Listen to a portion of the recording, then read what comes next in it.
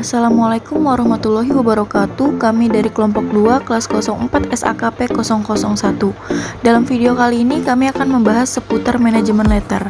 Sebelumnya berikut adalah anggota kelompok kami. Langsung saja kita masuk ke video pembahasan. Pertama-tama, apa itu manajemen letter? Manajemen letter merupakan suatu surat yang dibuat oleh kantor akuntan publik atau KAP yang ditujukan kepada manajemen perusahaan atau klien yang diperiksa laporan keuangannya. Manajemen letter berisi kelemahan dari pengendalian intern perusahaan, baik material maupun immaterial weaknesses yang ditemukan selama pelaksanaan pemeriksaan, disertai dengan saran-saran perbaikan dari KAP. Dalam menjalankan kegiatan usahanya, KAP tidak diperbolehkan mengiklankan kantornya. Karena jika hal tersebut dilakukan, berarti KAP melanggar Kode Etik Akuntan Publik Indonesia yang ditetapkan Institut Akuntan Publik Indonesia atau IAPI. Manajemen letter merupakan salah satu cara untuk mendapatkan langganan. Dalam hal ini, manajemen letter merupakan suatu laporan tambahan dari KAP di samping laporan pemeriksaan akuntan atau audit report, yang diharapkan dapat memperbesar kepuasan langganan. Dan diharapkan juga manajemen perusahaan akan merekomendasikan kepada teman-teman usahanya untuk menggunakan jasa KAP tersebut. Selanjutnya, definisi lain tentang manajemen letter. Yang pertama, manajemen letter merupakan suatu alat komunikasi antara KAP dengan manajemen perusahaan yang diaudit mengenai pengendalian intern. Yang kedua, manajemen letter merupakan dokumentasi tertulis mengenai kelemahan pengendalian intern dan disarankan perbaikannya kepada klien. Sehingga, jika di kemudian hari terjadi kecurangan yang merugikan perusahaan karena kelemahan pengendalian intern yang belum diperbaiki, akuntan publik tidak bisa disalahkan.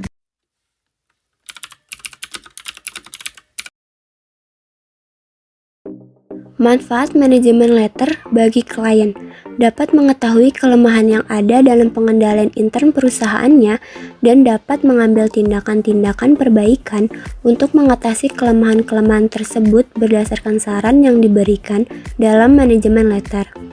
Manfaat manajemen letter bagi KAP menjadikan nama KAP bertambah baik. Lalu jika manajemen perusahaan puas, tentunya akan menyarankan teman bisnisnya untuk memakai jasa KAP tersebut. Dan jika teman-teman bisnis tersebut tertarik, tentunya akan menambah klien bagi KAP. Manfaat manajemen letter bagi staf KAP, yaitu jika klien KAP bertambah, tentunya kesejahteraan pegawai dapat ditingkatkan dan mendapatkan banyak kesempatan mempelajari pengendalian intern di berbagai jenis perusahaan.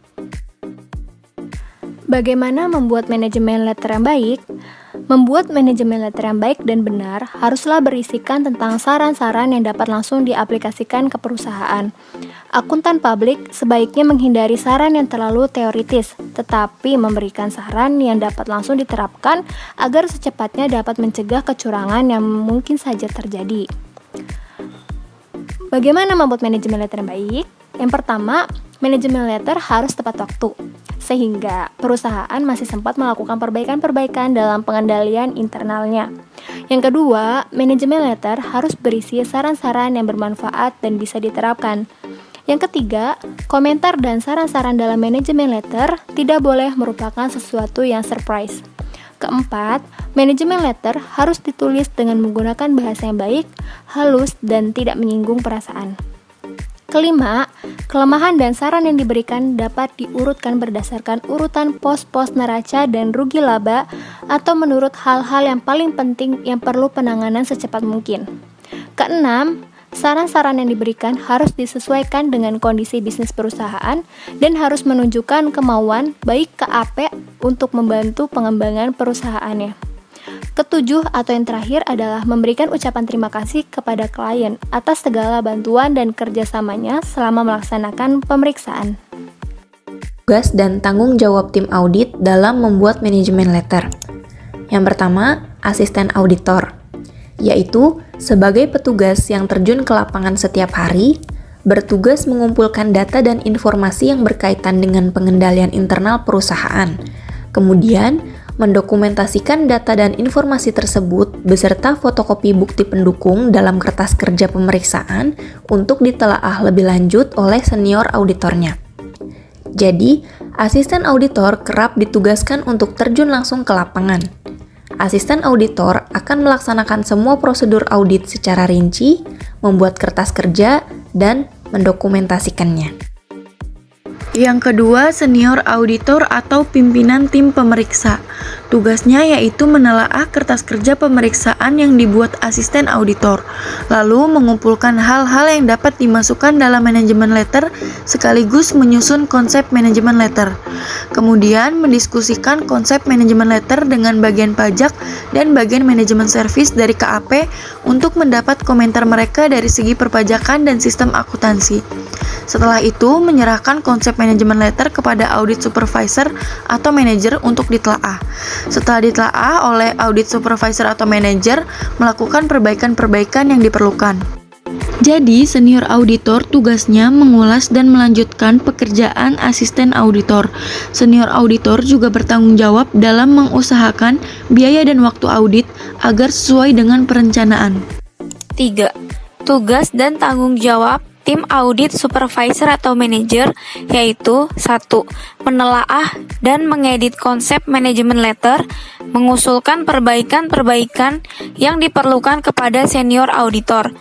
Kedua, menyerahkan konsep manajemen letter yang sudah diperbaiki kepada audit partner untuk ditelaah. Ketiga, setelah ditelaah audit partner dan diperbaiki, jika ada perbaikan dari audit partner, mendiskusikan konsep manajemen letter tersebut kepada manajemen perusahaan. Keempat, melaporkan kepada audit partner mengenai hasil diskusi dengan manajemen perusahaan dan meminta persetujuan audit partner jika ada saran perubahan dari manajemen perusahaan.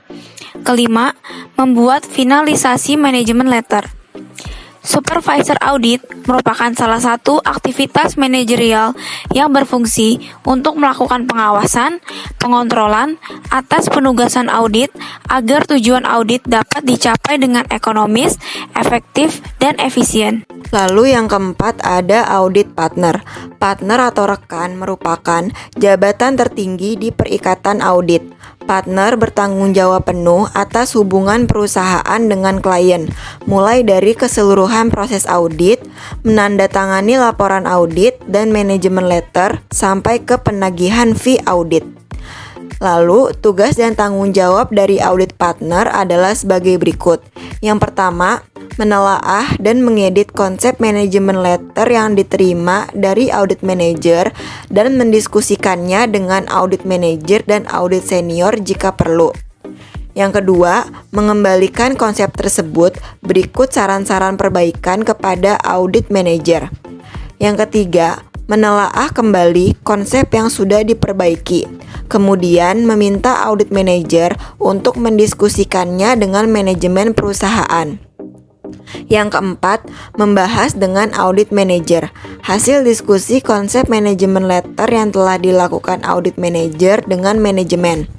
Lalu yang terakhir, yaitu menandatangani manajemen letter yang final untuk dikirimkan kepada manajemen perusahaan. Sekian pembahasan dari kami mengenai manajemen letter. Wassalamualaikum warahmatullahi wabarakatuh.